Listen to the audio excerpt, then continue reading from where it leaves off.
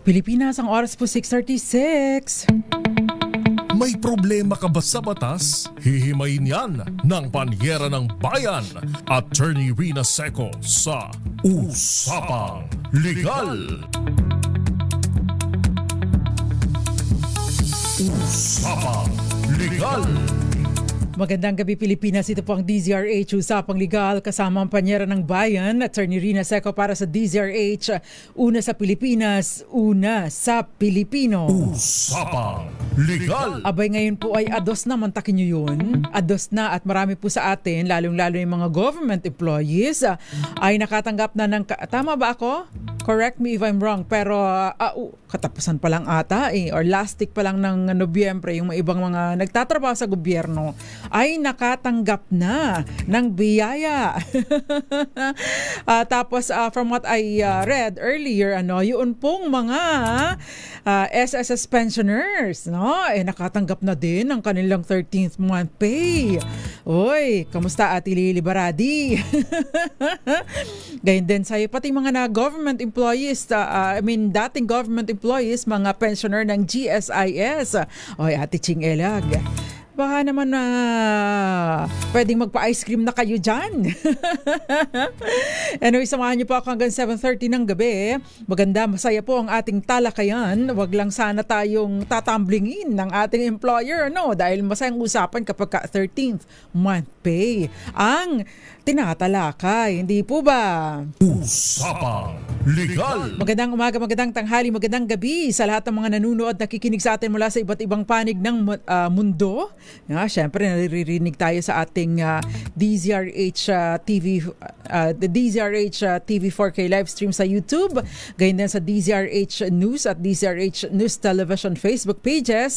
Dahil live na live po tayo tonight. Gayun din sa DZRH 666 at sa anumang talapihitan sa inyong mga radyo. Gayun din sa mga cable channels. Magandang gabi po sa inyong lahat at feel free to share our discussion tonight dahil kung meron pong mga sabi pang mga Bisaya gipakyas sa mga employer yung hindi ibinibigay yung kanilang 13th month pay yan po ang tatalakay natin. Ano pa yung pinakamabilis na remedyo para sa inyo? Usapang Legal.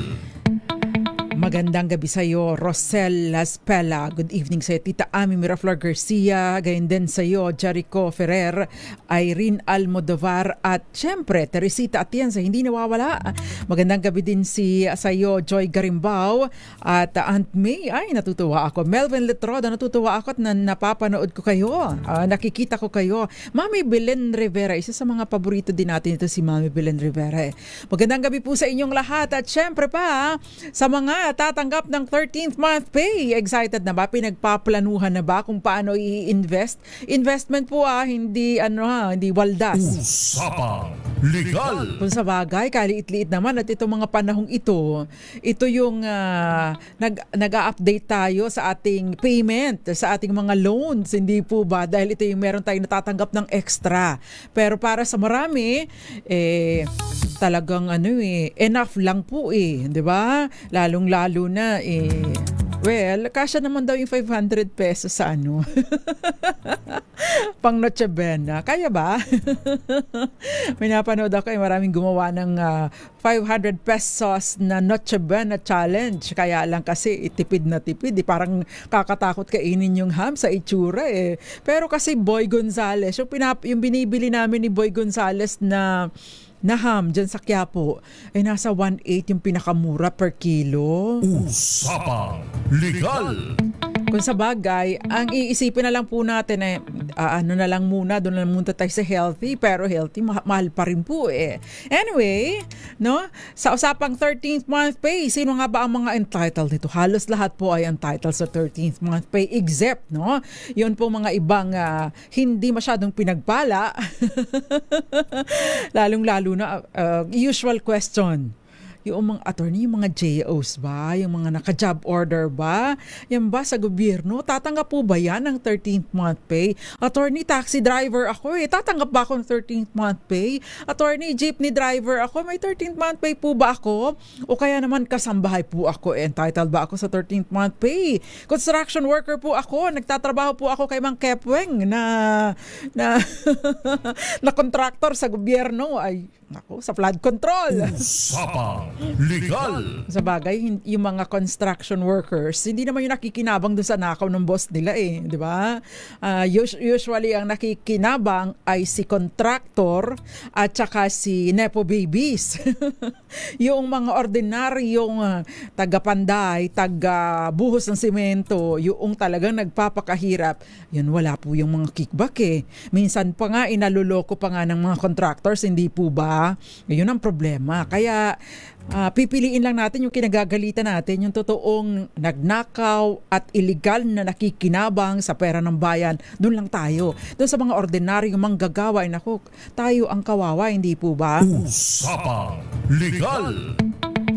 Ayan. Attorney, ako po ay driver. Ayan. Ako po ay family driver. Ako po ba ay entitled sa 13th month pay? No? Yan po at iba pa ang ating tatalakay natin tonight.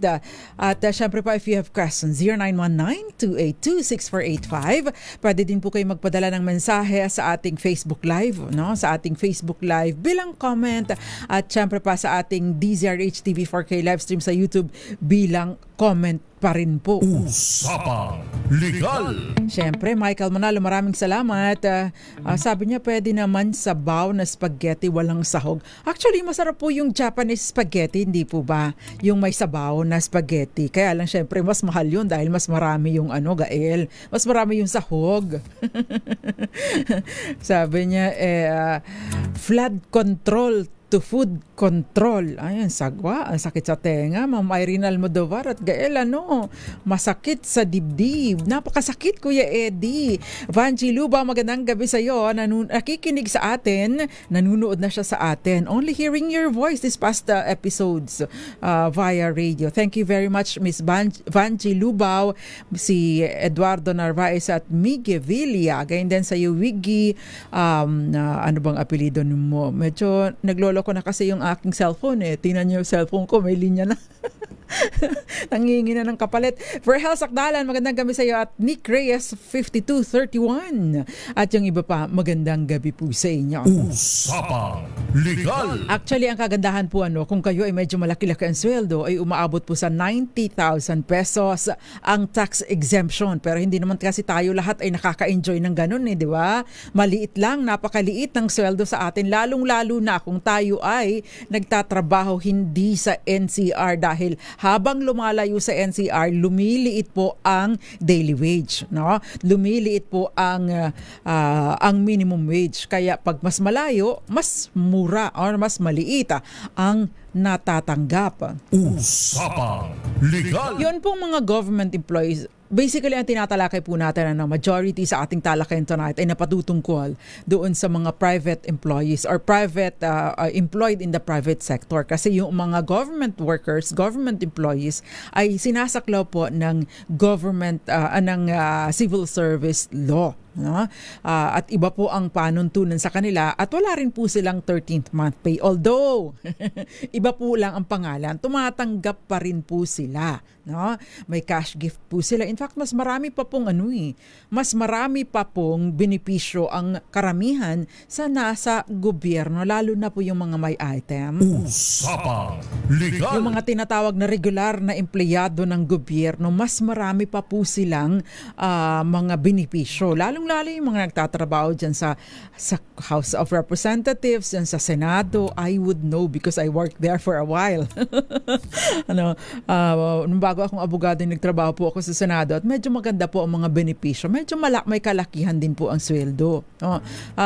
Yun nga lang, kapag ka nagka-problema at medyo kurakot ang boss mo, ay delikado ka rin na masali. But anyway, sa ating pong talakayan tonight, kino-cover po sa ating mga ng 13th month pay law, yung mga nasa private sector or pribadong empleyo, So, yun pong mga contractual. Attorney contractual lang ako eh. Attorney project-based lang ako eh. Ako ba'y tatanggap ng 13th month pay? The answer is yes.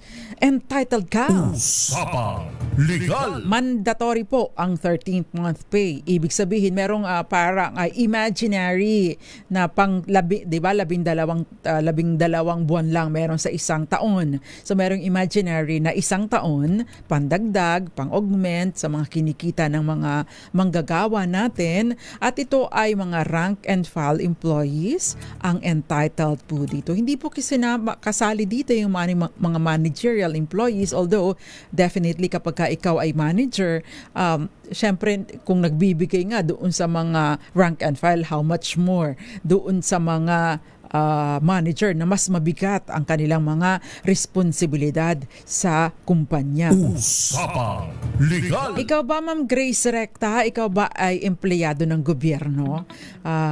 Si Ma'am Grace Recta, base sa kanyang the way na magme-message siya, sumasagot sa ating or pagsali niya sa ating talakayan, si Ma'am Grace Recta is professional. Magaling ang mga pinapadalang mga mensahe ni Ma'am Grace Recta. So ilan ba? Magkano ba dapat ang tinatanggap sa 13th month pay? Hindi minsan, kapareho, kung kayo po ay walang patlang ang pagtatrabaho, hindi kayo nag-a-absent, yung katumbas ng isang buwang sweldo po ninyo ang dapat ninyong matanggap. Usapang Legal. Kaya lang may mga pagkakataon, meron tayong absences, absent without leave or without pay, walang prior na leave na nagpagpa-file ng leave from work, So ang nangyayari diyan leave without pay. Ang pinagbabatayan po kasi ng computation ay total na basic annual salary actually earned, So kapag ka po ikaw ay maraming absences, nag-leave from work ka, halimbawa nag-vacation leave ka ng isang buwan, o kaya naman ay nag-maternity leave ka, o kaya naman ay nag-paternity leave ka, naaapektuhan yung computation ng inyong 13th month pay. Usapang Legal. Kasi, marami pong mga factors na tinitingnan. Kung marami kang, not really marami, kung maraming mga absences na unpaid, yun ang problema. Attorney, nag-maternity leave ako, sasagutin po natin yan maya-maya po lamang. Okay, so, unang tanong, DZRH, nasan ba yun? Hi po, attorney. Ako po ay nag-resign sa trabaho noong November. Bale, may loan po kasi ako sa kumpanya at sa SSS. Ngayon po, lumalabas na wala na akong matatanggap kasi daw po sa mga loan ko. Sabi ko, kahit pampasko lang namin, so wag na lang ikaltas ang SSS loan. Hindi sila pumayag. Tama po ba ito? Usapang Legal. Generally, ang nababawas lang po sa 13th month pay ay actually hindi kinakaltas dahil kinakaltas ito sa total na kinita mo noong buong taon. So, ibig sabihin, ang kinitotal lang yung mga aktual na kinita mo, tapos divided by 12, So, ibig sabihin, kung mas kaunti ang kinita mo for the year, ay tapos dinivide mo sa 12, yun lang ang matatanggap mo na 13th month pay. Sinasabi po ng batas na wala dapat kaltas sa 13th month pay. Generally, wala dapat nakaltas sa 13th month pay, kung ito ay na-compute na matapos maibatay doon sa aktual ninyong kinita sa buong taon. But then again, sa sitwasyon ng nagpadala ng mensahe natin, siya po kasi ay nag-resign na. Kung ang isang tao ay separated na from work, even before pa ng aktual na bigay ng 13th month pay, ang ibig sabihin, matatanggap mo lang proportionate amount, So yung halimbawa nagtrabaho ka hanggang Nobyembre, yung total ng kinita mo mula Enero hanggang Nobyembre divided by 12, yun ang matatanggap mong 13th month pay. Ngayon, dahil yung 13th month pay mo, proportionate lang, i-add yan dun sa ilaba pang receivables mo, tinatawag itong final pay. Ano ba ang composition ng final pay? Final pay yung monetized service incentive leave na equivalent to 5 days per month, per year, 5 days per year, assuming hindi mo ito nagamit. At kung meron ka pang mga earned na mga benepisyo, halimbawa nagtrabaho ka pa pero hindi pa nabibigay sa iyo yung last sweldo mo, kasama po ito. Kaya nakaka-apekto po yung computation na yun doon sa receivable mo na 13th month pay. Plus of course, syempre, dahil resigned ka na from work or separated ka na sa kumpanya, yung lahat na pagkakautang mo, no, nag-cash advance ka, ay i-deduct ito sa magkano mang matatanggap mo. On top of that, no, sinasabi po kasi ng batas, minamandato po ng batas na ang mga employers, kapag ka, halimbawa ay mag-loan ang empleyado, meron niyang automatic na dinideduct at nire-remit sa SSS, bakada sweldo.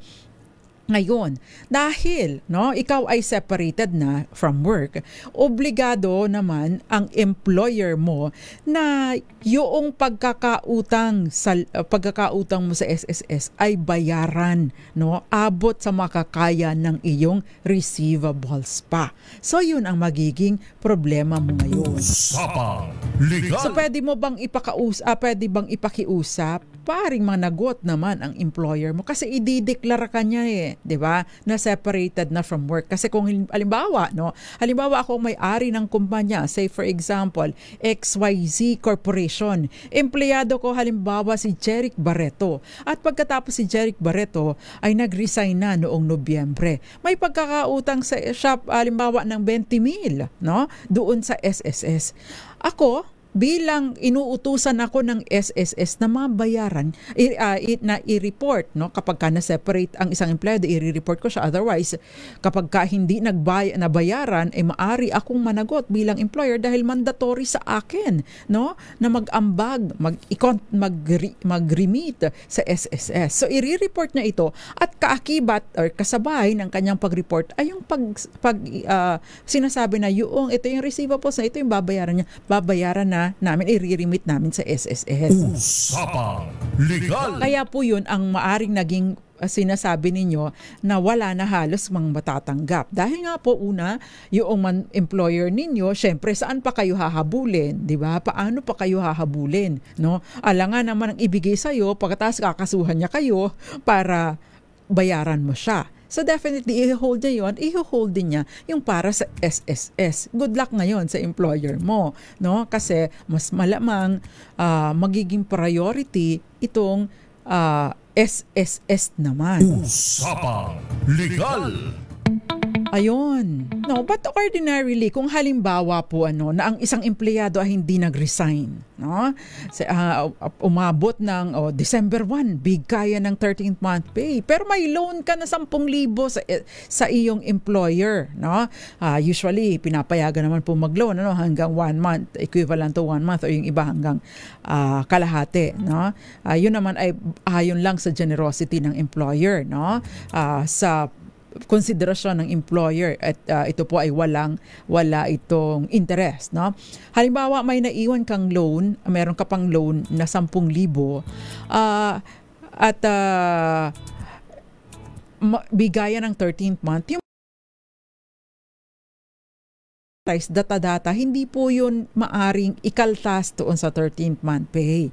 Nagkakaroon lang ng regular na kalta sa 13th month pay kung ikaw ay paalis na, o kaya ito ay para sa SSS or kung ano pa man. Usapang Legal. Pero yung loan mo sa employer, hindi ikakaltas. So wala dapat ikaltas doon sa 13th month pay mo, maliban na lang doon sa iminamandato ng ating batas. Usapang Legal. Okay, mamaya po tatalakayin po natin tungkol naman sa maternity leave. Kung nakakaapekto ba ang maternity leave. Ayan.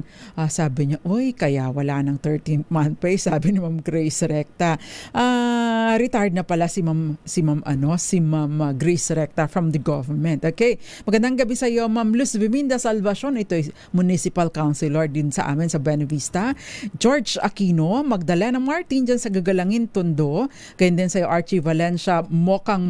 Magandang gabi. Jerome Lorenzo, salamat sa paggamot.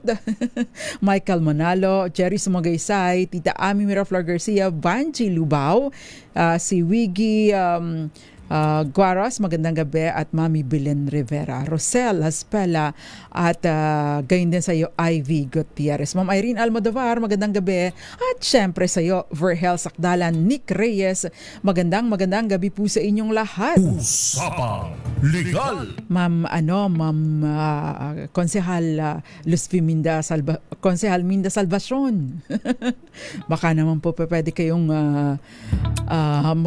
mag-sponsor ng mga ordinansa dyan na pwedeng makatulong sa ating mga kababayan. Meron po kami mga ideas na pwedeng makatulong dyan. Baka pa pwede po dahil parang merong mga nakakalimutan. Usapang Legal. At magbabalik pa po tayo. Ilan po muna mga paalala. Dyan lamang po kayo.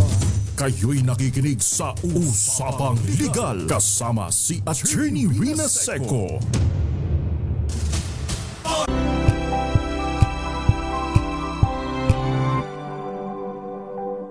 Kasama si Attorney Rina Seco. Legal.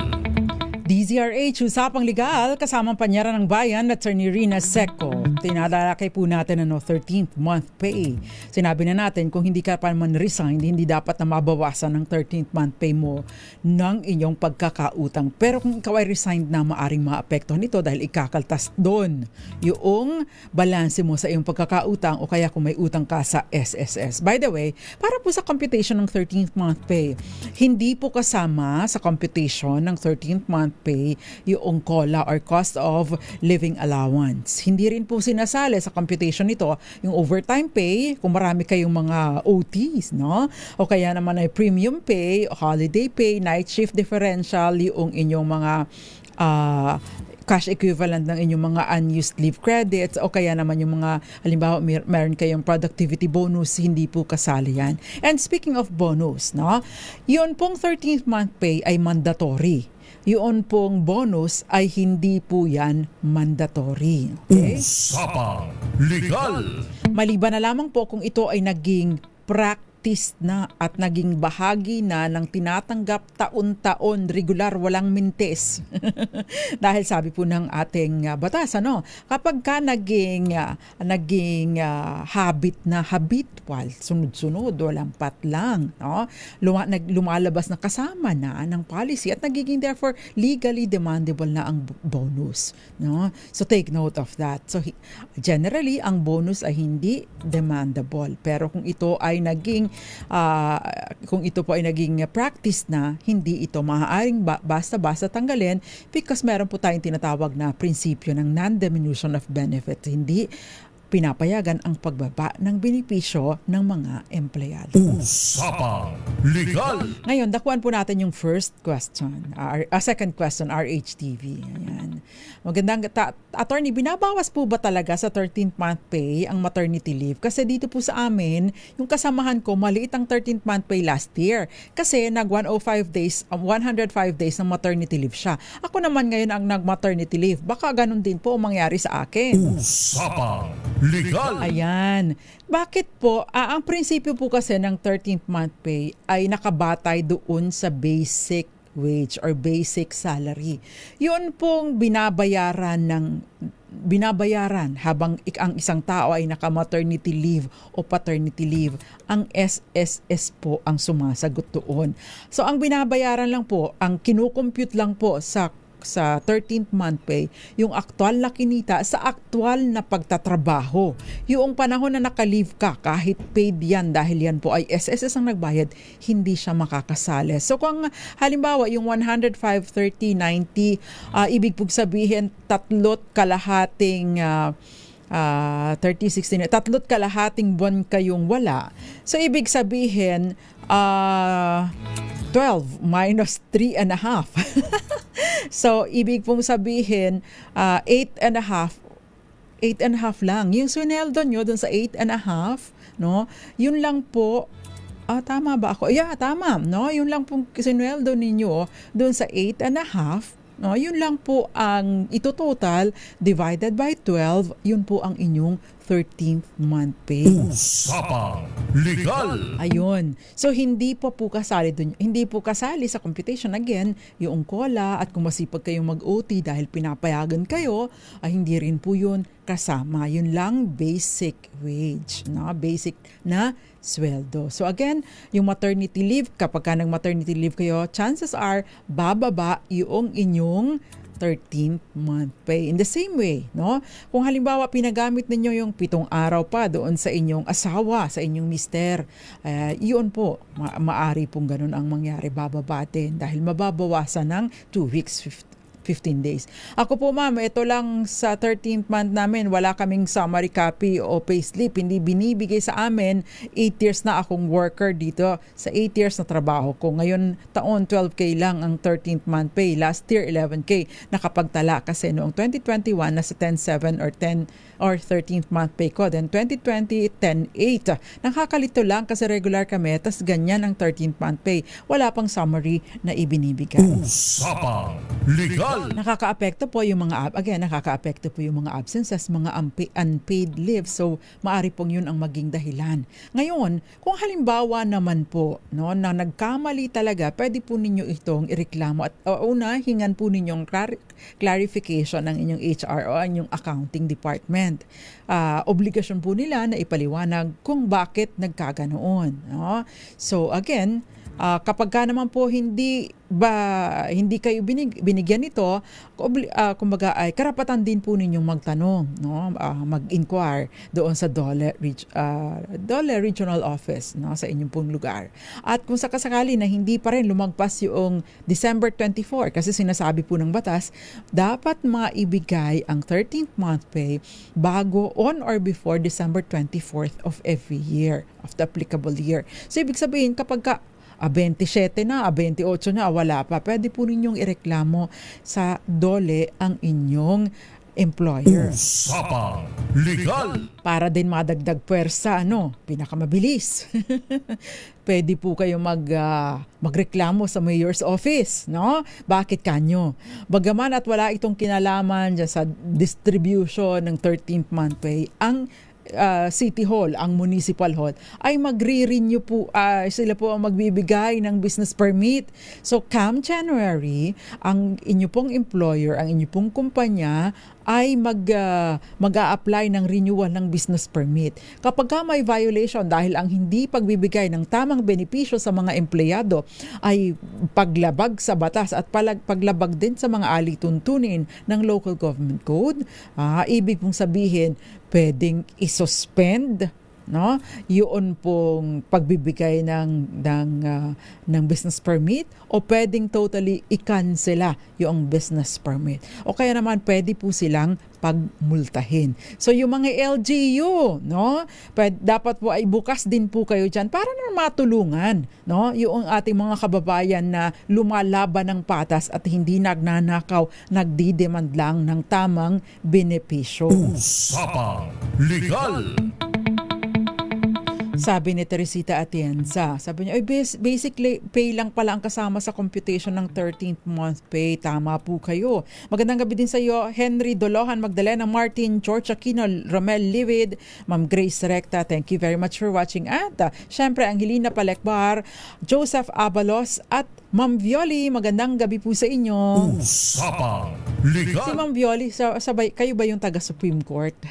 Magandang gabi po sa inyo, Ma'am Violeta Montecalvo Zambrano. Okay. Yung paternity leave, pareho lang din po ng konsepto ng maternity leave. Except, no, na yun pong paternity leave, syempre, ilang araw lang yun, no? Mas maigsi lang yun. So, prorated lang. Prorated din po. Yan. Next question, RHTV.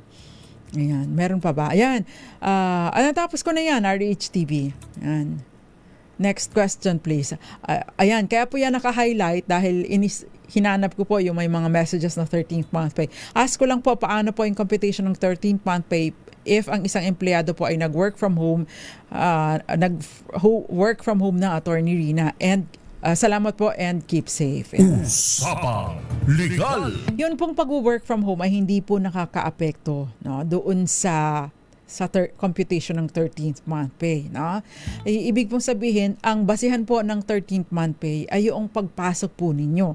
Hindi po ibig sabihin yung physical na pagpasok sa opisina. For as long as credited ang inyong pagtatrabaho nandoon sa bahay, hindi kayo absent without pay. No? Ibig pong sabihin, hindi po yun dapat na makaapekto sa computation ng inyong 13th month pay.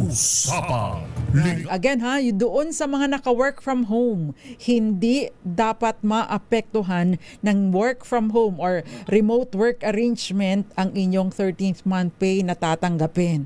Ang maaari lang makaapekto dito, yung pag-absent mo without pay. O kaya nag-maternity leave ka o nag-paternity leave ka, nag-vacation leave ka na wala kang bayad. Yung Usapang Legal.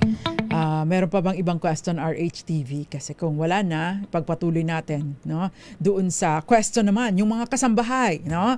Oy, ma'am, sir, mga amo dyan, no? Yung pong mga kasambahay, and that includes labandera. Kayo po ay entitled sa 13th month pay.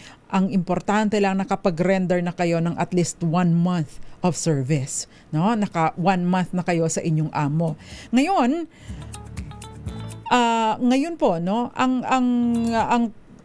ang sunod dyan is that, attorney, paano kung ako ay hindi naman stay at home, no? Ako naman ay stay out, no? Umuuwi ako pagkahapon, nandoon lang ako umaga, para lang ako nag-uopisina, attorney, pumupunta lang ako dun sa umaga hanggang hapon, tas uuwi ako sa hapon, kinabukasan babalik ako. Hindi po dinidistinguish ng kasambahay law, yung RA 10361, no? So lahat ng kasambahay, basta nakaisang buwan na ng serbisyo, ay entitled po sa 13th month pay. Again, 1/12. Kung isang buwan pa lang kayo nagtatrabaho, ibig sabihin, divided by 12, yung sineldo nyo ng isang buwan, divided by 12, yun po ang inyong 13th month pay. Usapang Legal.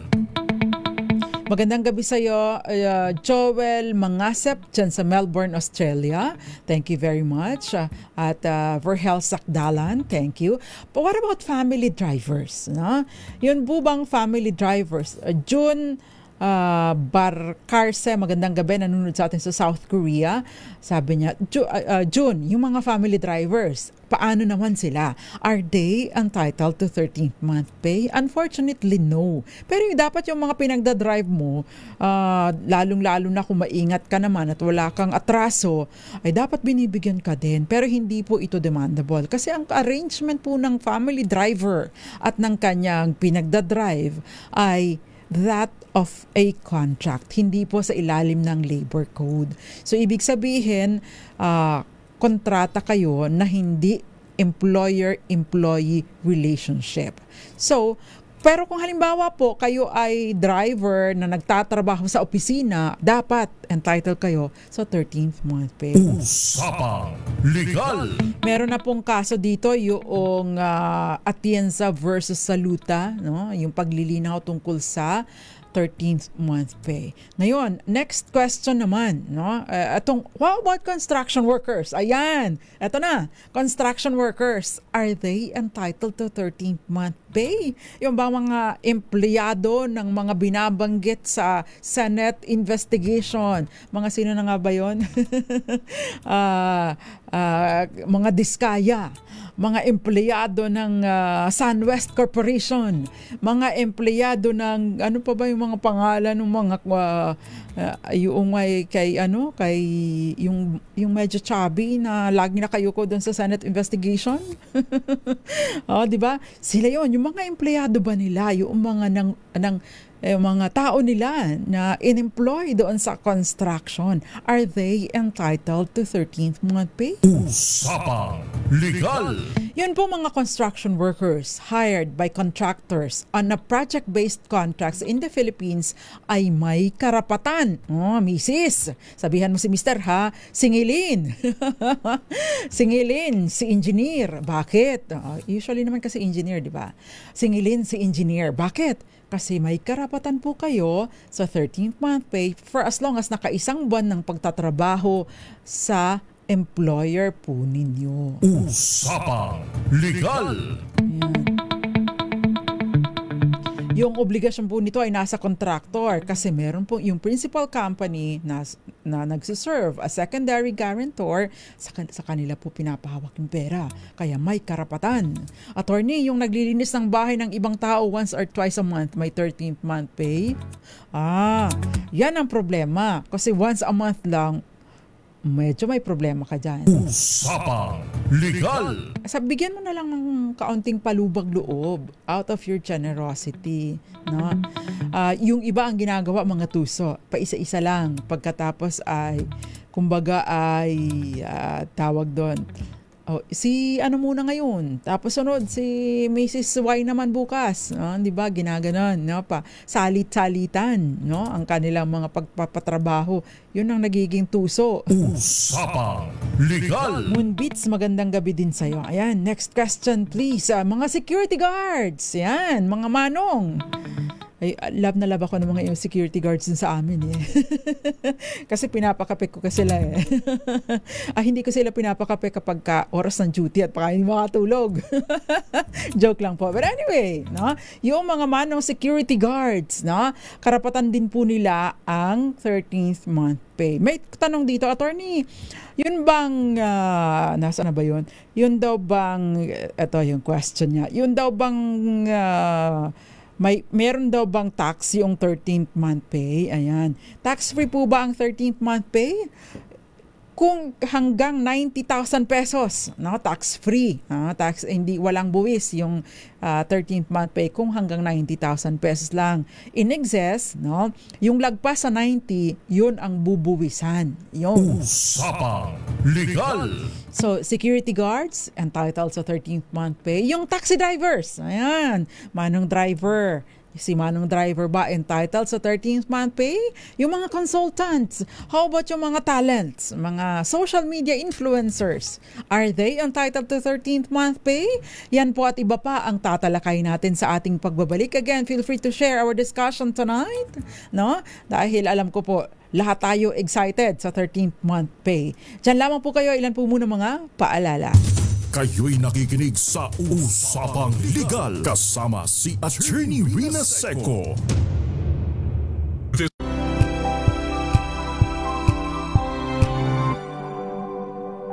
Usapang Legal kasama si Attorney Rina Seco. Usapang Legal. Usapang 13th month pay ang tinatanong dito ni, nasaan na ba yung earlier? May question kasi dito. Yun ba mga mambabatas daw, sabi ni Ma'am Teresita Atienza, may 13th month pay. Dami pong benepisyo ng ating mga mambabatas. Yung nga pong mga absent tumatanggap pa din ng sweldo. Although, Senator J.V. Ejercito, meron tayong, kayo ang head ng Ethics Committee, di po ba? Yung mga pala absent, yung mga quote-unquote, walang modo. Pwede po bang disiplinahin ninyo? Okay, eto naman, yung question kanina, yung daw 13th month pay ay bakit walang 13th month pay? Ay, yung bang mga seafarers, bakit daw walang mga 13th month pay? Contractual arrangement po kasi, kontrata arrangement sa mga sea-based workers, sa mga seafarers. Iba po ang sumasaklaw na batas sa kanila. So yung 12.021 ba yun, yung batas ng Magna Carta of Seafarers, hindi po doon nasakop. So sana kasama yan sa mga pag-uusapan para sa mga seafarers. Ayun. Usapang Legal. Ibang batas po ang sumasaklaw sa inyo, Ginoong Joel Mangasep. Okay. Magandang gabi sa inyo. Sino pa ba itong mga Alex Rawet ba yun? Magandang gabi po sa inyo.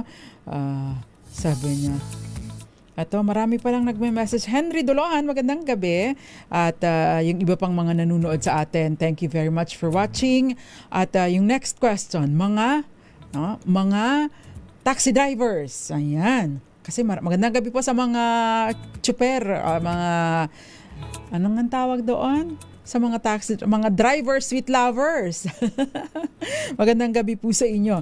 Yun po mga drivers, sweet lovers na naka-boundary system ay hindi daw entitled sa 13th month pay.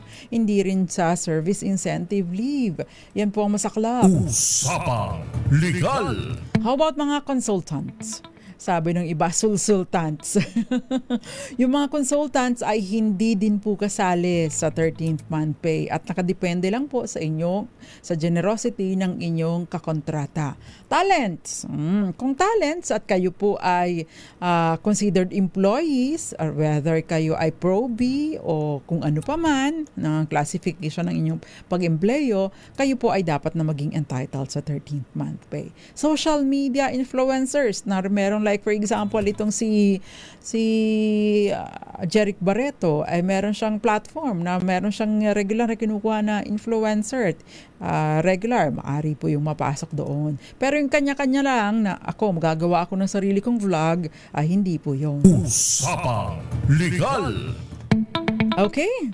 Magandang gabi sa iyo, Maricor Angeles. Late na daw siya nakapagbukas ng FB Live. Sabi niya, pinakikipinabangan ko po pinakikinggan ko po kayo sa radyo. Thank you very much. Ito din. Paano po yung naman kung merong 13th month pay ang mga nagtatrabaho ng arawan? Okay. Meron din po, no? Yung pinagtatrabaho ng arawan, entitled, it's not, hindi po siya sa kung paano ang inyong sweldo, kung arawan or monthly, dapat po ay makatanggap kayo ng 13th month pay kung kayo po ay empleyado. Usapang Legal. Ngayon, paano naman halimbawa, attorney, ako ay pinapatira ako ang nagsisilbing caretaker. Wala na akong sweldo, pero ako ang naglilinis ng bahay nila. Ako ang nagbabayad ng mga bills nila, pinapadala sa akin yung pera. Pero dito nakatira ang pamilya ko. Syempre hindi, no? Hindi ka naman empleyado, caretaker ka, no? Silbi ang nagiging bayad mo ay anong tawag doon? Yung pagtira mo doon sa bahay, yun yung natatanggap mo yung consideration. So, yun. Pero kung ikaw ay sinisweldohan ng buwanan o kaya arawan, pagiging caretaker, ibig sabihin empleyado ka ng boss mo regardless kung magkano man yan, maaring makatanggap ka ng 13th month pay. Usapang Legal. By the way, yun pong mga hindi kasambahay na hindi nabibigyan ng 13th month pay, no?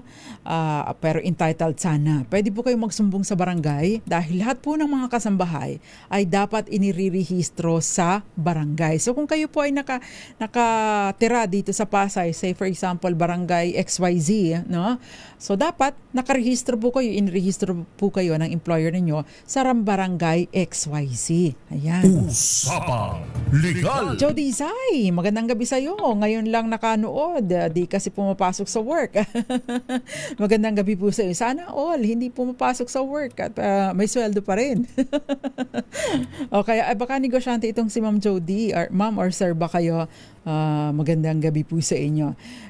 Yung mga food delivery, ayan, yung mga food delivery. Actually, merong ngayon Thank you Gael sa pinadala mo. Yun pong, meron pong, hindi ko matandaan kung sino yung senador na nag-propose dati na saklawin ng 13th month pay yung mga delivery riders. So hindi pa rin po sila pasok doon. Kaya proposal pa lamang po ito. Usapang Legal.